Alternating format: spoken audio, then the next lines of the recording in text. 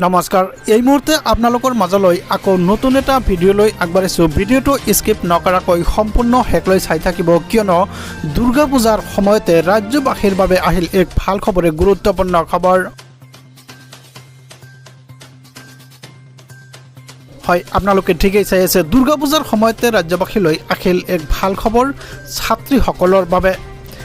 11 তাৰিখে 11 বজাত একাউণ্টত সোমাব চৰকাৰী ধন, এই কথা মুখ্যমন্ত্ৰীৰ ঘোষণা। পূজাৰ মাজতেই ৰাজ্যৰ লাখ লাখ ছাত্ৰীয়ে লাভ কৰিবলৈ সক্ষম হ'ব এই ধন। 11 তাৰিখে দিনৰ 11 বজাত 1,59,093 গৰাকী ছাত্ৰীৰ একাউণ্টত সোমাব ধন। প্ৰতি মাহৰ 11 তাৰিখে 11 বজাত পৰীক্ষা কৰক আপোনাৰ একাউণ্ট আৰু মোবাইল ফোন। আপুনি লাভ কৰিব পইচাসমূহৰ মেছেজ কিন্তু ছাত্ৰীসকলে লাভ কৰিবলৈ সক্ষম হ'ব। ৰাজ্যৰ ছাত্ৰীসকলৰ বাবে মুখ্যমন্ত্ৰীৰ ডাঙৰ ঘোষণা। এইচএছ স্নাতক আৰু স্নাতকোত্তৰ একম বৰ্ষৰ ছাত্ৰীসকললৈ এই ভাল খবৰ। 1,59,093 গৰাকী ছাত্ৰীলৈ আগবঢ়োৱা হৈছে এই ধন।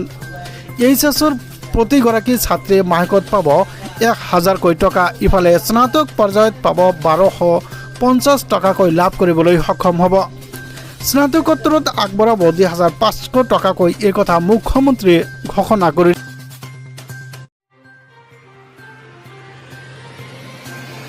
ইয়াৰ পৰৱৰ্তী আন এটা গুৰুত্বপূৰ্ণ খবৰ হৈছে মাজুলীৰ নিমাতী ঘাটত ভয়ংকৰ নাও দুৰ্ঘটনা। ৰৈ থকা জাহাজত খুন্দা মা কামাখ্যাৰ নামৰ ফেৰীৰ ওপৰতে বাগৰি পৰিল দুচকীয়া বাহনসহ মানুহ। ভয়ংকৰ দুৰ্ঘটনাক লৈ লগে লগে যাত্ৰীৰ মাজত হাহাকাৰৰ পৰিস্থিতি। কথমপি ৰক্ষা পৰে নাওযাত্ৰীসকলে। সুকলমে উদ্ধাৰ কৰা হৈছে যাত্ৰীসকলক।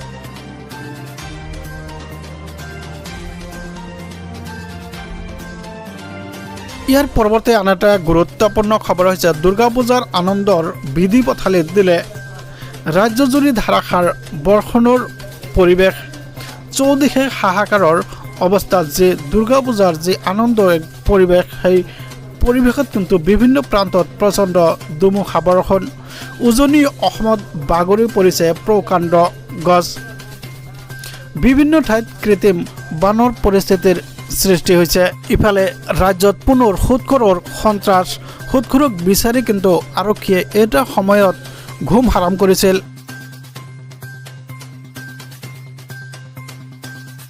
ইয়াৰ পৰৱৰ্তী আন এটা গুৰুত্বপূৰ্ণ খবৰ হৈছে পূজাৰ আনন্দ উল্লাসৰ মাজতেই কিন্তু বাইক আৰক্ষীলৈ এক ভাল খবৰ, এক গুৰুত্বপূৰ্ণ খবৰ, কিয়নো বিনামূলীয়াকৈ হেলমেট বিতৰণ কৰা হৈছে। ইতিমধ্যে আপোনালোকে স্ক্ৰীণত চাই আছে বিনামূলীয়া হেলমেট বিতৰণৰ অৱস্থা। আমাৰ লগত ভাষ্য আছে, ভাষ্য শুনাবলৈ চেষ্টা কৰিম।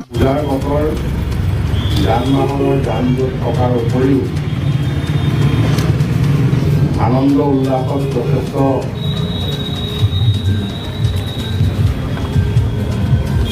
ভাৱে যান বাহন চলাচল হয় আৰু নিজৰ সুৰক্ষাৰ প্ৰতি লক্ষ্য নাৰাখিও বাহন চলাই। গতিকে এই সময়ত চৰকাৰৰ তৰফৰ পৰা এক সজাগতা হিচাপে হয়, সমগ্ৰ ৰাজ্যতে কিন্তু পূজাৰ যি আনন্দ উল্লাস, সেই আনন্দ উল্লাস চলি আছে। তাৰ কিন্তু দৃশ্যাংশ আপোনালোকক দেখাবলৈ যত্ন কৰিছোঁ। আপোনালোকে ইতিমধ্যে স্ক্ৰীণত চাবলৈ পাইছে যে পূজাৰ আনন্দ উল্লাস, সেই উল্লাস কিন্তু আপোনালোকে দেখিবলৈ পাইছে। ইয়াই কিন্তু পূজাৰ আনন্দ উল্লাস চলি আছে। আৰু সদায় মানে মই একচুৱেলি হায়দৰাবাদত থাকোঁ, বাট মানে এভৰি ইয়াৰ ঘৰ ইয়াতে। চ' এভৰি ইয়াৰ আই মেক শ্যোৰ কি I come here in Guwahati celebrate. বহুত ভাল লাগে। শৈশৱৰ আপোনাৰ পূজা আৰু এতিয়াৰ পূজা পাৰ্থক্য কি বিচাৰি পায়?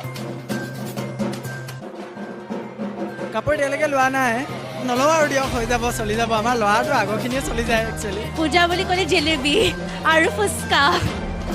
ইতিমধ্যে আপোনালোকে পূজাৰ যে আনন্দ, সেই আনন্দ দেখিবলৈ পালে। তবে ভিডিঅ'টো ভাল পালে চেনেলটো ছাবস্ক্ৰাইব কৰি দিব, ভিডিঅ'টোত এটা লাইক কৰি দিব। ধন্যবাদ, থেংক ইউ, জয় আই অসম।